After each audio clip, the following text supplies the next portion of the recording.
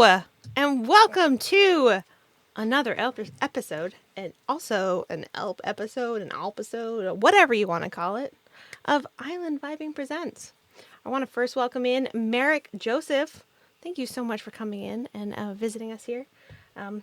We do have a kitten in the studio today, but we have a kitten in the studio. One at a time. Yeah, they are in a very strict timeout. Only one allowed. Patty steals the spotlight. You know what would be super cool?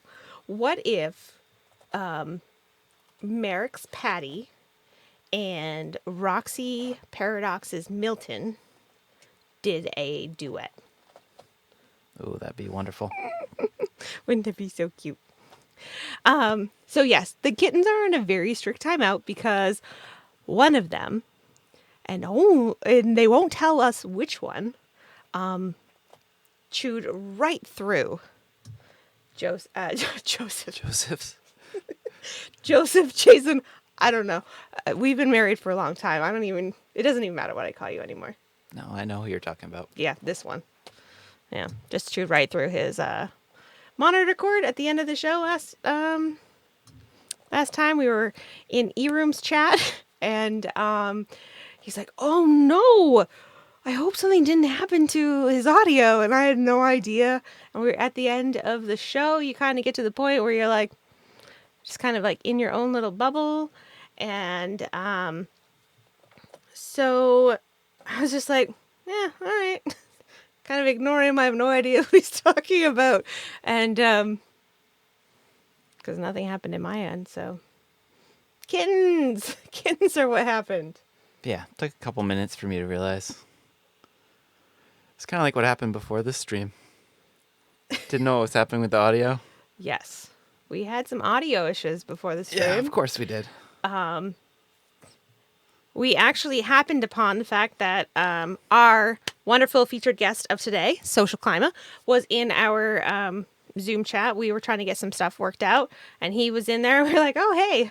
And then we jumped in, and so we were talking, and all of a sudden, I could hear myself and Adjacent and KLYMA, and I was like, "Oh no, I don't know what to do," and so then I called in Kev from the bunker, and then I had 4 people in my head, and it was like my own personal army of personalities were talking to me, and yeah, it was an intense moment, and all it was not even a little bit, not even a tiny bit, KLYMA's fault.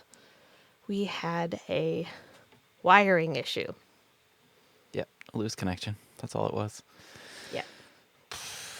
All good. Isn't that really what it comes down to when you have like multiple voices in your head? Loose connections. Yeah. Yep. Thank you so much for that gift sub to our wonderful guest today, socialKLYMA. Thank you so much, Ms. Rocks. So when we do get subs and bits and whatever, you see that Lucille pops up in the middle. There are some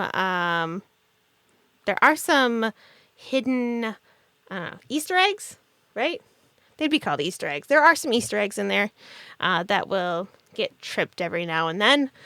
So just so you know that is there. C-Dub, welcome in. Jamie, welcome in. Thank you all so much for being here. Ice cream sandwiches are the best sandwiches. The worst sandwiches are dry bologna sandwiches. My mom, who's also here, thank you so much for being here, Mom, knows that we've had those a fair share. Oh, look. Oh. Cat on a tree. Knows that we've had those a fair share while I was growing up. So, yes, if any of you joined us in Kev from the Bunker stream while we were hanging out in there earlier in the week, we were telling stories Stories were being told. Young, vibing stories. Young mini island stories, too. No young adjacent stories, which I think is something that we might have to fix at some point. That seems forced. But is it? I'm pretty sure that the chat would really like young baby adjacent stories. I Pretty don't know. sure. That's up for debate. We could take a poll. Who wants to know more about tiny little baby adjacent? Maybe someday. Joe, thank you so much for coming in. I really appreciate it. It's so nice to see you. So yeah. We are getting close to all of you that are keeping track at home. We are getting close to the end of busy season for adjacent, which means I almost get to like hang out with my husband, which is awesome. It'll be great to hang out with him on days that are not Thursday. You guys are great, but having you on every single time we get to hang out is, a lot. I'll get to hang out with a lot of these people we're seeing right now more too on Twitch. This is true. Been a little We've bit of kind a of gone Twitch missing. hiatus. Yeah. Yeah. We were actually talking about that yesterday, right? Yeah.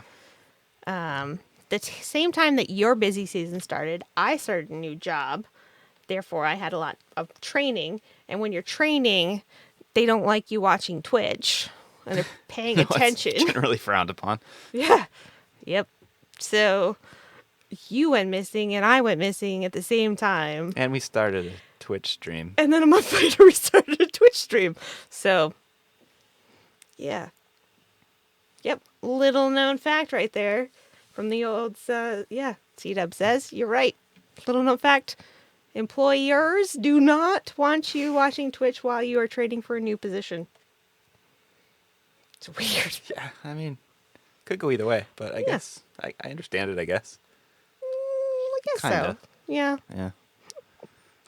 Sure. Thank you so much for coming in tonight. Oh, that was a horrible sound. I hope you guys didn't hear that. Yeah, I appreciate you being here. Okay. All right. What do you say? You want to see if these buttons are working tonight? Yeah, let's do it. All right. So our first segment up is, I don't even know at this point. We are in the process behind the scenes going to, I don't know, what are we on? Like, version 7.682 of Island Vibing Presents after what, 3 months? Yeah. Yeah. About right. So we are in the process behind the scenes because they're like small little tiny tweaks that should make it run just a little bit better, a little bit smoother. So that's all happening.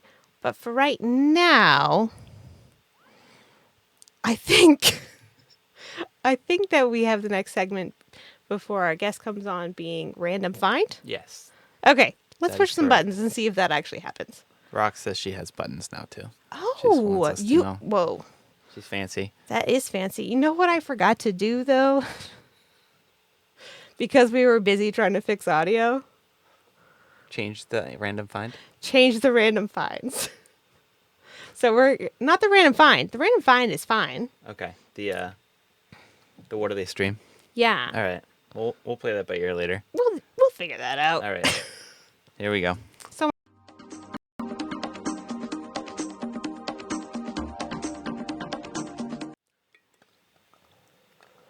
All right. What do we got here? So, let me tell you about Bill Larkin Music. Before I do, I want to tell you a little bit. Okay, well, there's Coco. You got me all distracted with a kitten. So, a random find is where you follow Twitch's rabbit holes to see where you end up. And so, I listen to a lot of music, so Twitch led me down the music path, and I was looking at streamers that didn't have a lot of people in their streams, and I ended up at Bill Larkin Music. And what's absolutely amazing and wonderful about Bill Larkin is he's not just a music streamer. Do you want to show us what it is? Yes, it went through. So Bill Larkin actually does parody song improvs. Like that's what he does. It's a comedian. He's a comedian. He's a comedy streamer, and he goes through and people will give him a song suggestion, and then if you have an idea with how you'd want him to go, you can put that in there, or he'll just kind of go with it himself. You can like give him a song that exists and then a new name for that song, or you can give him just a song and he'll work off of that. There's a lot of potty humor and sexual humor that happens in almost every song. There was one that was offered up by Kenny's Prog Rock. He happened to be in there at the same time. That was all about, I can't even remember what the song was, like what the original song was, but it was basically that your band's not that good. Like that was the whole premise of the song that Kenny put out there, and he was so proud of himself because it had nothing to do with, bodily functions or anything sexual. So he was like, "Look, it's a good one," and it doesn't have anything to do with these things. So, yeah, it was. Sounds it's fun. really funny. The really funny like twist of fate type thing is when I was in there, somebody gifted me a sub. Her name was Veronica something, and I'm always on the lookout for, because of our show, new, interesting, and different types of shows. So if we're friends, I look and see where you are because I want to know what you're watching and who I don't know. And so I just wanted to see what other people were looking at. And Eroom was in something called Bubble Puppets. I'm a little bit of a stalker, but in like a good because I want to find new viewers, new streams type of place. Thanks for calling me out, though, Rox. Super awesome.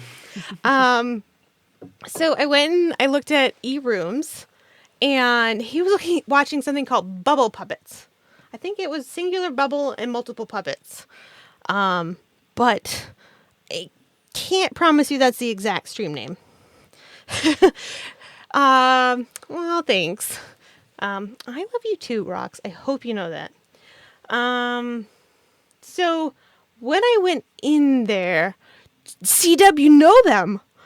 I don't know how to make this happen, but I needed to become friends with the Veronica that gifted me the sub to Bill Larkin because she was in there. And I'm like, oh my goodness, if she was in Bill Larkin's parody song improv and she's in this Bubble Puppets thing, where else does she go?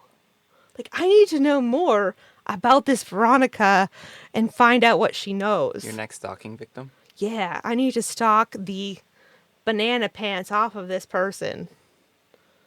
I got to. I mean, she's going into these strange, weird, amazing places that I need to know.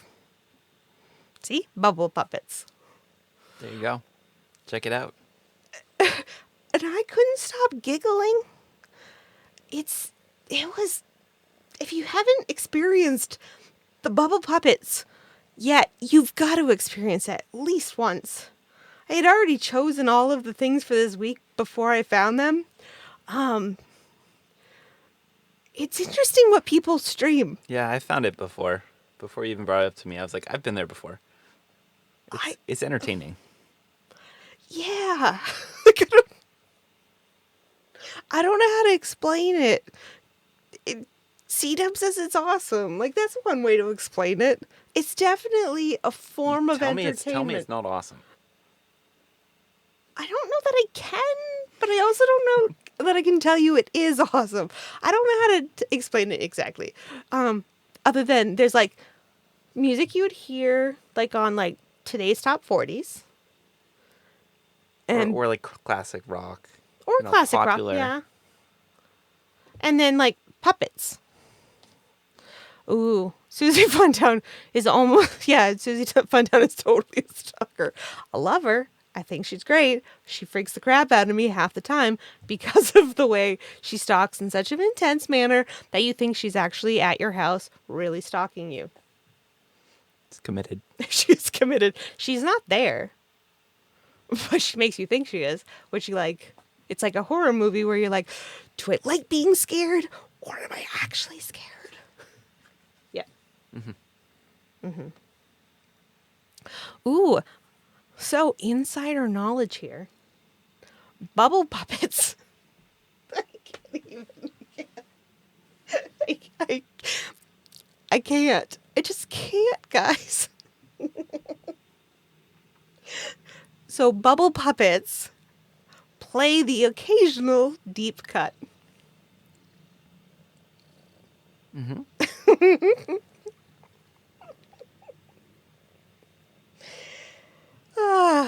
Yeah.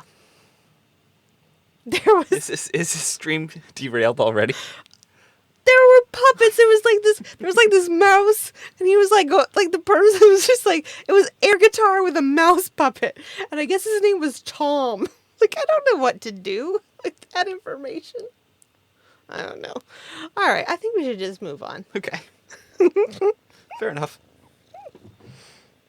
All right, we're gonna press some buttons, and we are gonna be live with our featured guest.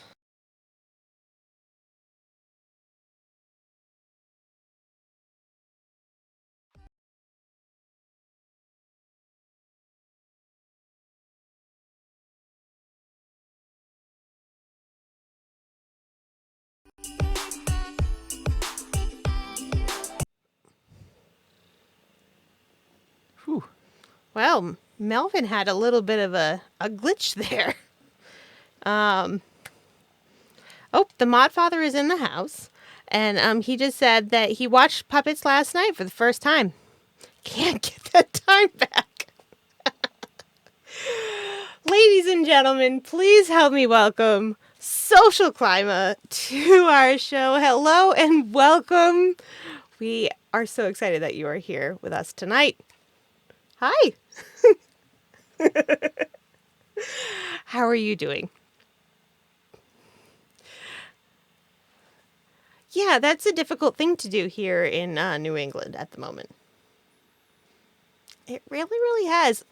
I gotta say, like, today has not been too bad. Yesterday wasn't too bad. The day before, horrendous. Oh, hold on one second. Hold on one second. Something, I don't know. Something happened. So we were having technical difficulties. Give us 1 second. Oh no, kitten, did we lose everything? No. All right.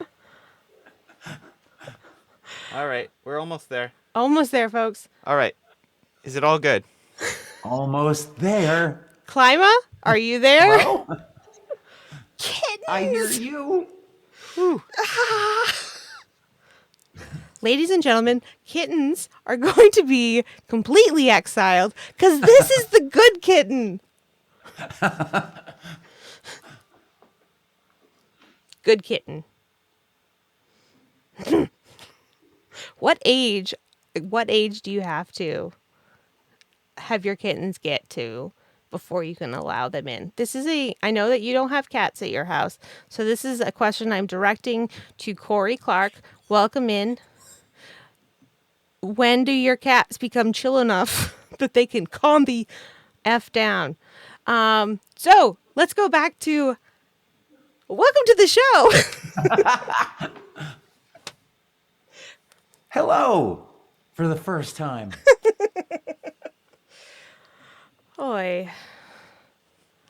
You have a pet pineapple, Susie. I do. I thought that maybe you just like invited it into your house to get ready for your island time. It is rather appropriate. I I thought was so. I was doing my Wednesday night stream, which is originals only. Woo! Wednesday originals only. Woo! You gotta get like a whole set of woo girls. That's like a whole thing. at some point late in the thing, somebody remarks in the chat like, "Are we all just not going to talk about the random pineapple?" And I totally improv'd a song about that. Ain't a random pineapple. That's a very specific pineapple. Nothing random about it. I put it there. Oh, we heard it. We heard it at our dining room table last night, and our children were like, "Is he singing about a pineapple? That's an interesting song." We're like, "Yep, it's about a pineapple. It's about that pineapple." I don't remember how that song went. I've made up songs on the spot before. I have this one thing I've done it at live shows a number of times, and it's just a chorus. Maple syrup makes the world go around. Maple syrup makes the world go around. Ain't nothing finer to be found. Maple syrup makes the world go around. I would do this with a band. There'd be dancers there. And every time I've done this, I then go into stream of consciousness, whatever. I just make shit up. That's a good thing to do. That's what I do most of my life. I did. I've done this at shows, and then I've had people come back to shows, and they're like, "Could you do that one song?" I'm like, "You need to narrow it down, you know." Just that And they're one.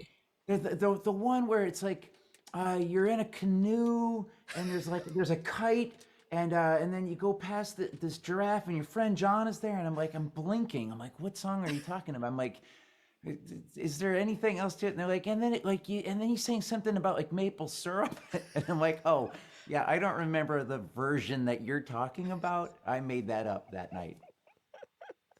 Should have got out your phone and recorded it. Gone So, forever." speaking of pineapple songs, do you keep the Wednesday VODs? I not only keep them, okay, in so much as I don't delete them. Mm-hmm. This past Wednesday felt so really good. Like sometimes I get done and I'm kind of like, I suck, I hate me, and I'm just like super hypercritical, and I'm like, I can't wait for that to be deleted from the internet forever. But this past Wednesday, I felt like at the end of it, even though I knew I'd made mistakes on guitar or forgot lyrics and this that, I felt like the vibe of the show was really good, and I actually exported yesterday's show to my YouTube channel, and it's set to premiere on YouTube at like 10 a.m. on Saturday. Nice. So not only did I save it, but I've gone ahead and put it on another platform, and I'm like. I just passed. I've been trying to get to 1,000 subscribers on YouTube for years now, and I just can't seem to get there. In the past 2 years, I've gone from like 200 subscribers to just finally past 600. I've got just over 600 subscribers on my YouTube channel right now. Yay. We have 6. Well, don't follow my lead. It took me too long to get here. It took like 12 years to get to this point. Um, so But so but just I'm so you closer know, to a make sure you thousand than go. ever. Yeah, make sure you go and follow if you haven't already. I haven't, so we need to make sure that we do. Um, Go and follow. I'm gonna see if I can actually do it without like messing things up. Luckily, I'm on a different computer than the OBS because I would mess things up, and I did Well, it. if you subscribe to my YouTube channel, you should get a notification on Saturday That it went live, and then we can go when find the that thing goes. pineapple song. It's in there somewhere. Nice. Um, so, um, oh, turd monkeys. I forgot what I was just about to say. It was going to be brilliant. Let's just go with it was going to be one of the most intelligent, smartest things anybody was ever going to say on the internet. And we just missed it. Oof. I will say just as a I know that we've got a couple other people in here. Um I will send it out to you and anybody else that wants it. There is this new plugin that you can put into OBS where you can actually um without any of your graphics, any of your overlays on it, you can capture um your stream capture specific pieces of your stream so that you can export that and like make a music like clip chunks of it out of it. So Huh. you could make like an actual like YouTube of one song without having to do the whole thing if you wanted to. So like if you are like this is the most amazing pineapple song ever, and this is going to be like a huge hit, and you wanted to just make that, you could take off all of the overlays and just put socialKLYMA, GregKLYMA right there, front and center, singing about a specific pineapple from a specific grocery store. It's pretty cool, I think. So if anybody wants that, let me know. I thought it was pretty awesome. I have no idea how I would use it in my own life, but I thought for all my musician friends, I was like, I know you guys are doing all of this stuff where you have to like turn things off and like take takes, and you have these amazing songs that you can't capture because you have to like go back and try to recreate them. But if you could just like set it up ahead of time that it's just going to collect all of that information for you. Creating content. Yeah.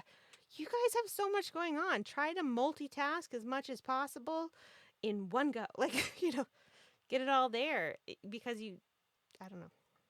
So if you want to know that, just let me know and I'll tell you. I'll send you this YouTube link, really, is all it is. But here's this information. It's not my thing. Somebody else made it. I have found the Twitch community really helpful with all this kind of stuff. I have a feature. There's a redeemable on my channel called the Grandpa Dance, and I learned how to get that to work from our friend Corey Clark Live. He was like, "Oh, you need to use," and I forget what the site is called, but he directed me to a site and told me how to use it. And then I was watching Coincidence Machine, and Jimmy was doing really cool shout outs where when he shouted somebody out, a little bit of their video popped up on his screen. And I was like, that's an amazing thing. How did you do that? And he goes, I don't know how I did it, but I'll send you the YouTube link. Yeah. And I have found that everybody is really generous with information and helping one another make their show look and sound as good as it can. Corey Clark says, for those that are wondering, it is Trigger Fire. Trigger fire. I always want to call it, for whatever reason, I always want to call it Firewire, and I know that that's wrong, so I just don't say it because it's Trigger Fire. Yeah, I mean, Firewire sounds pretty good. You should make something with that name. That'd be a good name. Oh, the kitten's stealing the house keys. She's gonna run away. As long as she doesn't bite any more wires. Or turn off any more streams. That'd be good too. So let's get to the reason that I asked you specifically at this specific time, because the timing of when I wanted you to come on was very specific. Like, it's nothing to do It with wasn't random? It was not. It was Oh. very planned out.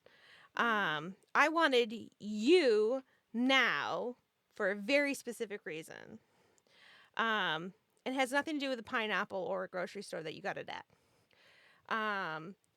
So right now, here in New England, it's very dark.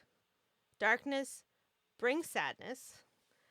All over Twitch, even in places around the world that it's not dark a lot of the day, people are going off of that post-holiday time, which the holidays are already stressful and sad for some people.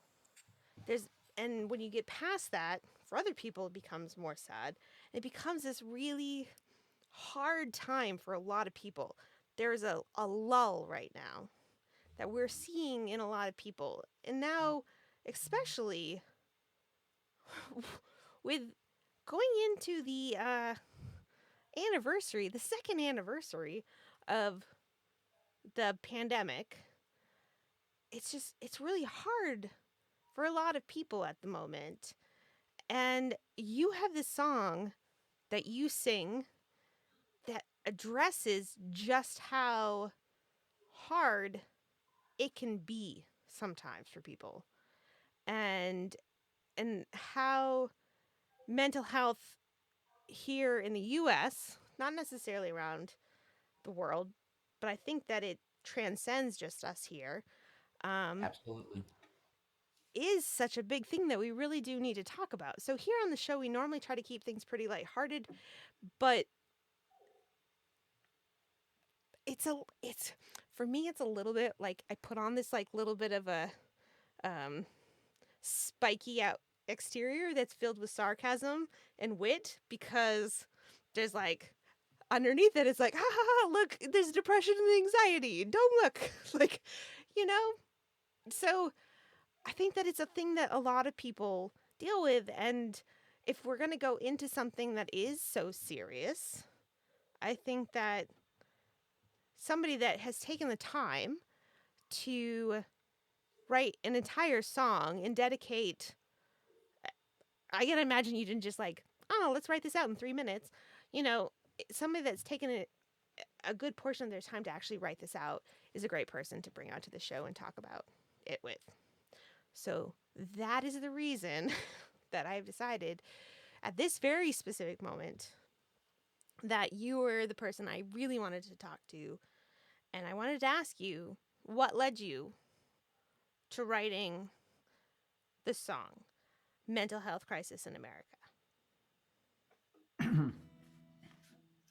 Long story short. It, would you like me to play it first or answer the question first? We can do it whichever way that you would prefer. Okay. I guess I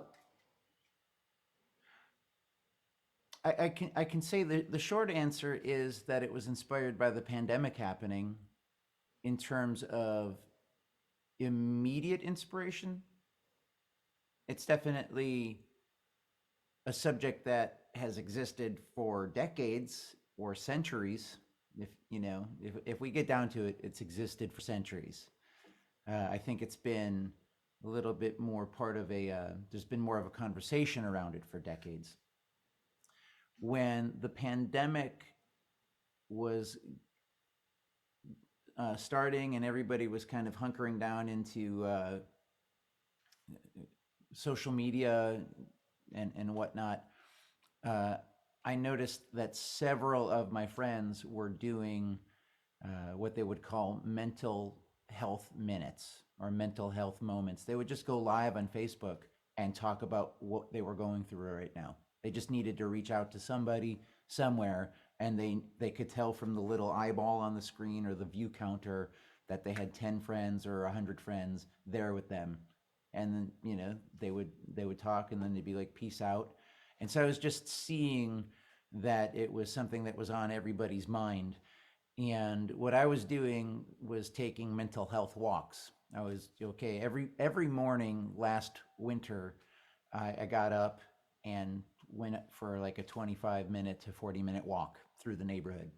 It's cold out. I'm going for a walk. It's raining out. Maybe I won't go today. It's warm out again. Fair I'm going enough. for a walk.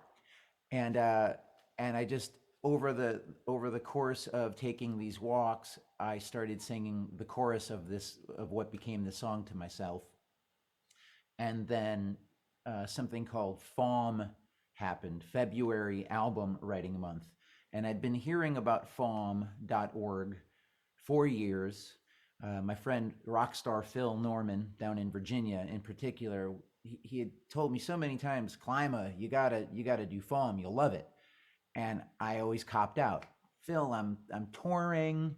I can't write 14 songs in a month and participate in an online community and drive 400 miles and visit with friends and play a show. I don't have the bandwidth for FALM. And then February of 2021 came along, and I was like, okay, I have this whole past year of this, and now it's FALM time. I'm gonna try diving in. And one of the first songs I wrote in February album writing month was the song that we're talking about, Now, Mental Health Crisis in America. when you when you there's a word that's escaping me, but when you announce it is the wrong word. When you say that you're about to sing it, you say that the name of it is not what? What is the name not? There's a bunch of numbers, right? Oh, you're talking about Reminder. Oh, that's a Six different one. billion Okay. nine hundred ninety nine million nine hundred ninety nine Which is thousand. Yeah. around the same idea, right? That there's a lot of like I don't know, you've got a lot of feeling. There's a lot of feeling music that you play. and Thank it just makes me feel feels. I don't like feels. I like your music, but I don't like feels. And so I'm tormented a lot of my days. And then you've got Susie trying to give me hugs, and then it's just I'm like, not laughing at your pain. I'm laughing with your pain. oh, I get it. I laugh with my pain all the time. All right, so we're gonna listen to Mental Health Crisis in America, but we're gonna switch scenes. Just give us 1 second, and then I'll give you the, and you'll be Okay. ready to go. I want to give you the big screen. I don't want to split it with you. It's all yours. Let me just Oh. let's just see if we can make this happen.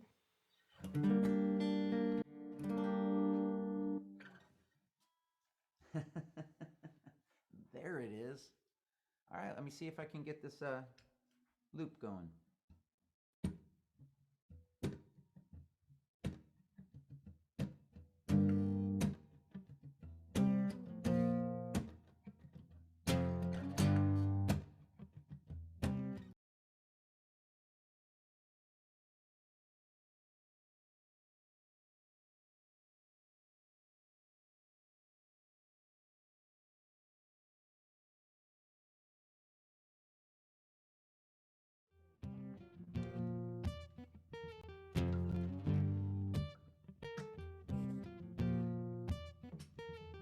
There's a mental health crisis in America, brothers. Gotta talk about it. There's a mental health crisis in America, sisters. Gotta talk about it. There's a mental health crisis in America, mothers. We gotta talk about it. There's a mental health crisis in America, fathers. What can we do different?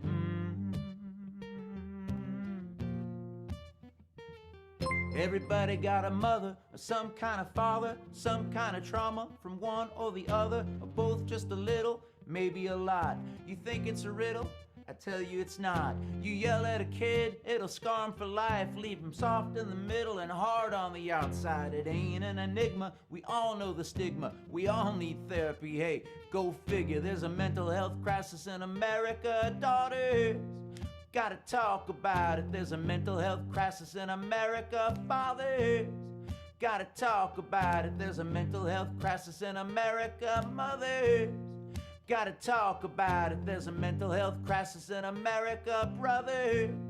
What can we do different?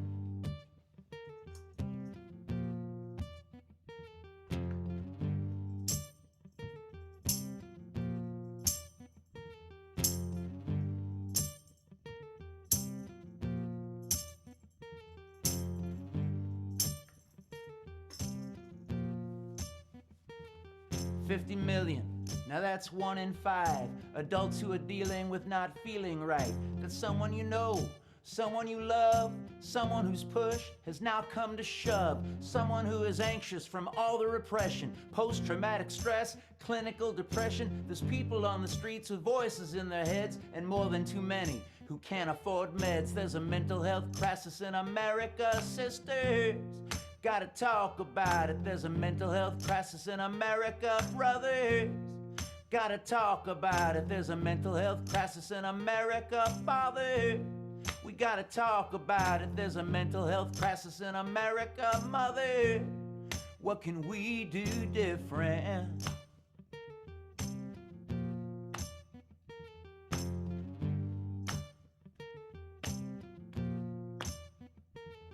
Every day, more suicides. Pills or handguns kept by bedsides. Veterans, farmers, seniors, teens, people on the fringes, people in between. Men who were boys who were told not to cry. Women who were girls who found other ways to hide. In every corner of the USA, talking he and she and them and they. It don't matter how much or little you've got. It's the common ground between the haves and the have-nots. Mental health crisis in America, daughters. We gotta talk about it. There's a mental health crisis in America, fathers. Gotta talk about it. There's a mental health crisis in America, mothers. Gotta talk about it. There's a mental health crisis in America, brother. What can we do different?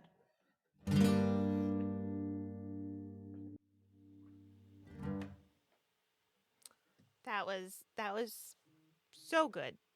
Thank you. Thank you so much for that. I thank you. You're welcome. It speaks so much to me in so many different levels. I've got there's a lyric that I had never heard before in there. Different things speak to you at different times. Sure enough. I wanna talk about that, but I just want to say first, I just want to say thank you to our raiders, Roxy Paradox. Welcome in. We are talking with the most wonderful socialKLYMA today.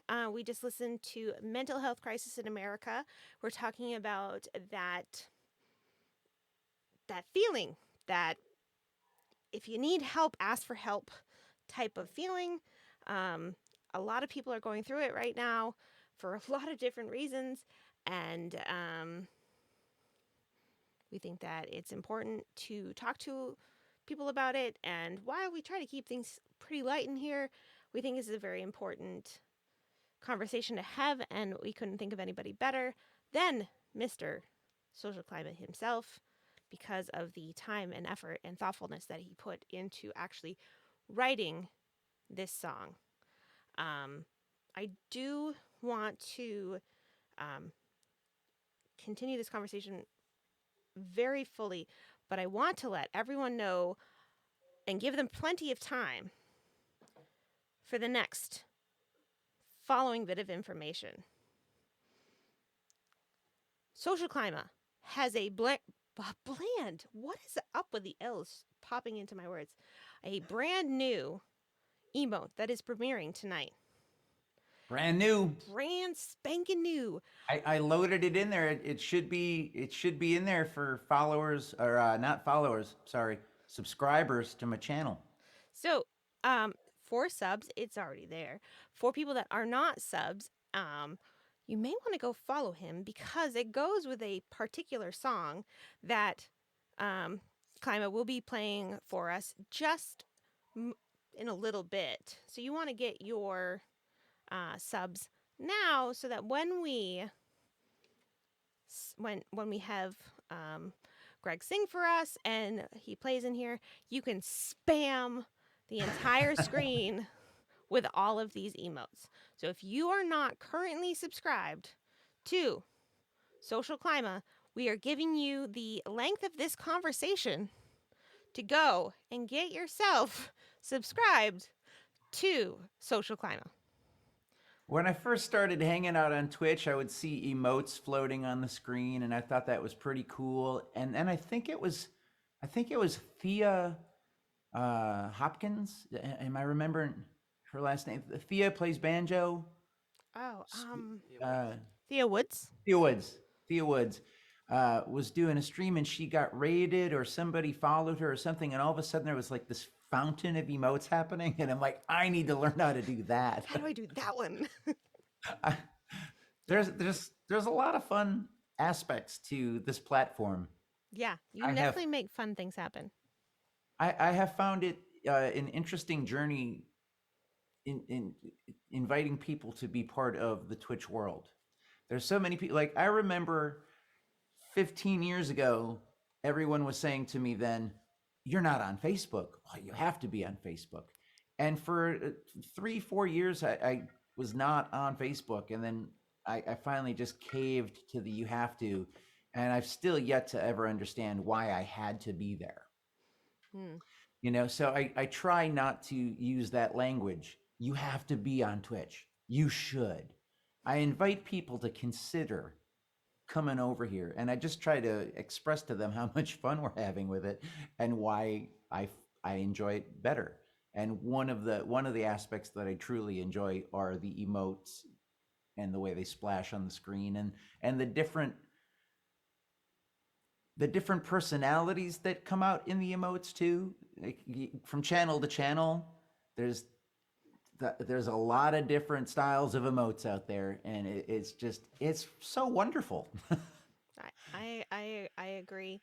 I want to get back to the emote that I specifically made for you and all of the thought that went into it, because I think you're right about personality, and I want to talk to you you about the reasons I chose the things that I did, because I actually made that emote special for Klima for his birthday, which was last week. And there was a lot of thought that I put into it and the reasons why I did the things I did. But before we go that way, I just wanted to mention it now so that you could go have your time and you could go and get your subs now if you're not already subscribed, because we're going to have a lot of fun with it momentarily and you're going to get FOMO if you don't have a sub. So just want to give you a heads up, give you time. But first, I want to finish our conversation about your song, Mental Health Crisis in America. One of the lines in your song was about how people, how people don't have enough funds, I think is the word you maybe have used, but basically don't have enough money to be able to pay for their meds. And I I think that another another piece of that is also like the stigma potentially behind it, but I think meds are a really hard thing for a lot of people, whether it is funds or stigma or availability of meds to help them regulate what is happening to them. No disagreement. I was that a question or? Oh, I was just wondering, like, where did that line originate from? Like, where is there any personal connection? Do There's you? there's there's no more personal connection than being a citizen of a country where the pharmaceutical industry has a lot of power, lobbying power in Washington, and people's health care is a commodity. And I don't even know how we justify that. I understand people will do a lot to justify capitalism. And as a person who has earned 20 grand a year for the last 25 years of my life, I've never earned more money than that. No matter how many shows I've played, no matter what I did, it always seems to come out around the same. And I meanwhile, in Washington D.C., you hear these stories about lobbies and the varying lobbies that are out there, and one of them is super powerful. That pharmaceutical lobby. Todd Snyder wrote a song wherein he talks about how they don't care who, like people still do drugs. They don't care. The government doesn't care that you do drugs. Just whose, you know, and then they create these medications that people can't afford to have, and they don't have health care to get it to them properly. So it's not that I wrote it from any specific instance in my life. It's just being aware of the fact that it's a problem here. I don't know what it's like in other countries. We've heard, for so long about the healthcare system in Canada or the healthcare system in Europe. I've not experienced it personally, so I haven't done research on other healthcare systems. But I know here that I'm not going to go to the hospital unless I absolutely have to. I don't want to take on the expense of an ambulance ride, and I, Mhm. I certainly am very concerned given my mentioned income. And it wasn't until I became a resident of Massachusetts that I had health care. I lived on the road for 12 years without having health care. And there was a period in between getting out of college and going out on the road that I lived at my parents' house. But that's all to say, there was a 20-year period of my life where I didn't have health care of any kind. And I stayed healthy the old fashioned way. Don't get sick, you know? And so, That would be the old fashioned way, yeah. which doesn't work most of the time. Um, Yes, that lyric just came out of hearing it talked about enough. I've traveled a lot. I've logged many miles. I've had many conversations. I've heard a lot of different perspectives on things. did you do much research into this, or is it all just life lessons that went into writing that song? The only thing that I actually researched was there's a figure in there where I say 50 million. That's one in five adults who are dealing with not feeling right. I wanted to have a specific number to point at for that, so I looked something up. I can't remember right now, unfortunately. What did I web search? Yeah, But that's okay. I went on the first thing I found. I was writing the song and I did not want to get bogged down in looking things up. No, But it's when I understandable. when it came to that one spot, I was like, I should actually be referencing something statistical here. Yeah, I mean, it's an So important song that is something that you wrote, and my brain's going in like 10 different directions, and the reason is because there's another music streamer that has talked about they've written a song that's very important when it comes to big issues about life and these big issues, and the fact that it's really hard to mainstream them. And I think that's unfortunate because the song that you've written is very important, but trying to mainstream something like mental health crisis in America is going to be a very much uphill battle. Have you found much traction for it in places? I, well, you're asking me if I've found traction for a song that I've written during a pandemic, and Right. Nothing's it's happened not. during a pandemic. I, I I know it's not haven't a I fair haven't played question. I have not well I haven't it's just to preface, I haven't played a lot of shows, and I've played that song in online streaming more than I've played it live at Hmm. this point by a long shot. The one time that I got to play it live that really stands out for me is my friend Bill Pasalakwa presents the Moccasin Creek Festival in Effingham, Illinois in June.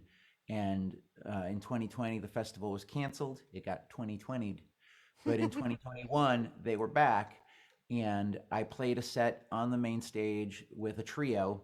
And in the middle of our set, we did Mental Health Crisis in America. And just from a performance standpoint, that song was so much more powerful of an experience to play in front of an actual audience of a couple hundred people than singing it at a camera. I can Looping imagine. it, singing it to you. I give it Mhm. everything I've got, but I tell you, when you can see people reacting to it and being on the big stage at a festival, it was a profoundly different energy uh, performing that song. I I would like to have more opportunities to play it live for people. You pointed to a lyric about the cost of meds. The lyric that I think is most important in the song is the one that reoccurs every chorus about 4 or 5 times. The "We got to talk about it," just really hammering that home. I was raised in the 1970s, and we didn't talk about anything. There's no "we got to talk about it." Uh, there was me wiping out on a bicycle on the occasion of my first communion and being a 9-year old with rocks and now a scar on my hand, and I was crying because I'd hurt myself, and I had an uncle who'd served in the war asking me if I was a man or a mouse. I'm like, I'm 9. I'm crying because this hurts, Right. and the male figure in my moment was telling me not to be a wuss. It was just from a very early age. There's been the you don't cry and you don't talk about your feelings. Suppress that stuff. At the funeral, at the not the funeral, at the memorial mass of my father's dad, I read the eulogy that I wrote for my grandpa Frank. I was not in the pew with my father sitting next to his mother when I was reading this. I was watching it happen, and I was informed later on that my grandmother actually elbowed my dad and told him, "Don't you cry," at his father's funeral while his oldest son was reading the eulogy. Don't you Wow. cry.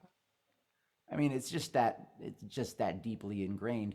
And granted, my grandparents grew up during a Great Depression and World War II, and maybe life was harder and that got passed down.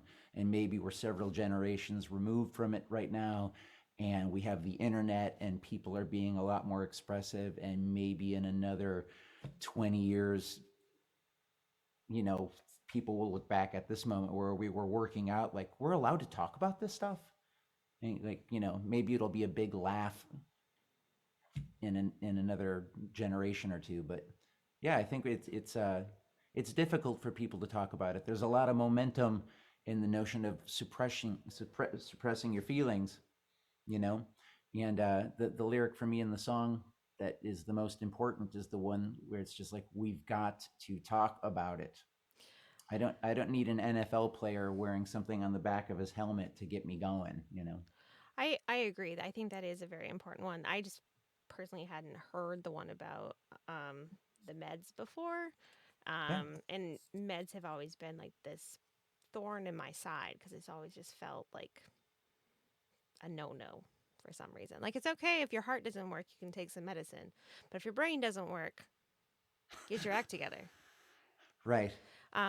But one thing that I do really, there's, I think I might say this like half of our shows, is the silver lining of COVID. like, I think the one thing that really is great about being able to be here and with all of these people is that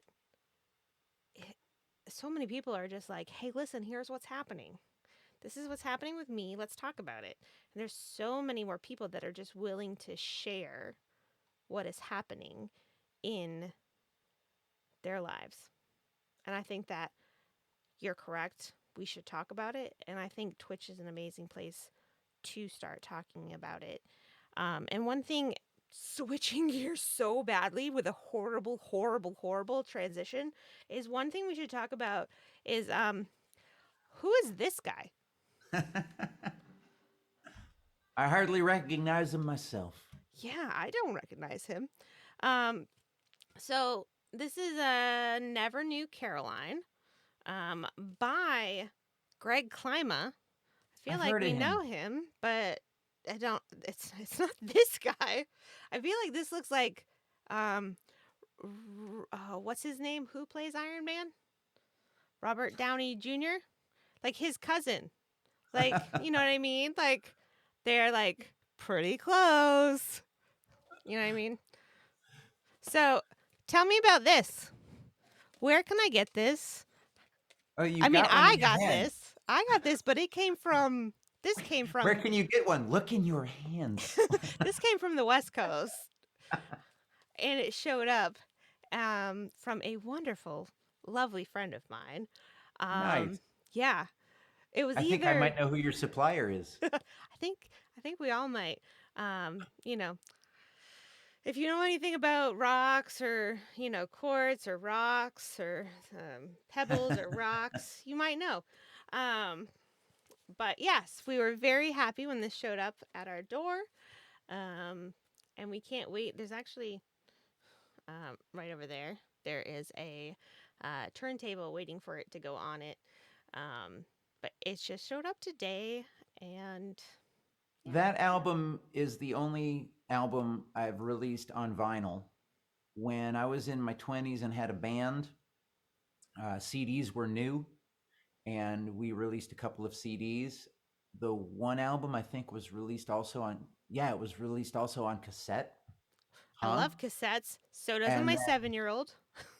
I don't have a working cassette player these days, but I still have some boxes of cassettes for that day when I come across one. But I've since She has a pink Walkman. If you would like to borrow the 7-year-old, she might let you. Although she's not really good at sharing. she'll learn. Maybe she's 7. Then there's still hope. It's kind of, it's kind of funny. It's one of these things that, like, kids and sharing. It's like I think of the Elon Musks of the world and the people that have the billions of dollars. And if you get into adulthood and you keep all the billions of dollars to yourself and you buy rockets and own companies and stuff, we'll put you on a magazine and celebrate you for keeping uh, all the money to yourself. But when you're a child in a sandlot, you know, somebody will come over. If you take the Tonka truck and the bucket and the shovel and just take all the toys over to yourself, somebody will come over and reprimand you and tell you you need to share with everybody else. When Mm-hmm. you're like, I think we need to start treating some of the, you know, grossly wealthy people of the world like we treat 7-year-olds. And you need to give some of that to some of the other people. You should really work on your sharing skills. You should work on your sharing. Mm-hmm. I would like to say hello, Ruthie. Welcome in. We are so happy that you are here. We are getting ready to listen to a song from socialKLYMA, who is a music streamer here on Twitch. My name is Vibing. My husband, who is not on screen at the moment, but is here. It's not a figment of anyone's imagination. He's just over there. Not, no, you can't see him. This is where he normally sits, but that's Klima. He is not my husband. Oh, no. Ready, set. There he is. um, he is here as well. And we host Island Vibing Presents, where we talk to amazing Twitch streamers. We interview live Twitch music streamers, and we also showcase and present to you all kinds of amazing people from all over Twitch that you may have never known existed. I have run into so many people that without doing this show, I would have never known were out there like bubble puppets. But right now, right now, for all of those of you who have obtained your special emotes, we are about to sing that, but I wanted to tell you before we moved over how I decided to do the specific emote for you. So, Yes. so you gave me two ideas to go from. So I sent you over two rough drafts. I know. And then I had to pick one, and I was just sort of like, okay, that one. Because they were both awesome. It's very difficult. Um, No fair making it difficult. I'm sorry. So from those two, the one you went with was a hat with music with headphones. And I had music notes on it, but you were like, no, no, no, no. One of my songs, it says la la la in it, or la la or something. And I was like, okay, I got this. And I was like, okay, we got to make this very personalized. So the hat. The coloring of the hat, I looked at all of your emotes, and any hat that you have on in your emotes is this off-white color. Therefore, new emote, off-white color. The green, the rest of your emotes have this green tone to them. So, headphones, green. Now, I wanted to make it extra special for you because it was a birthday gift. And so, I wanted to give it something that I haven't really seen a lot of on Twitch.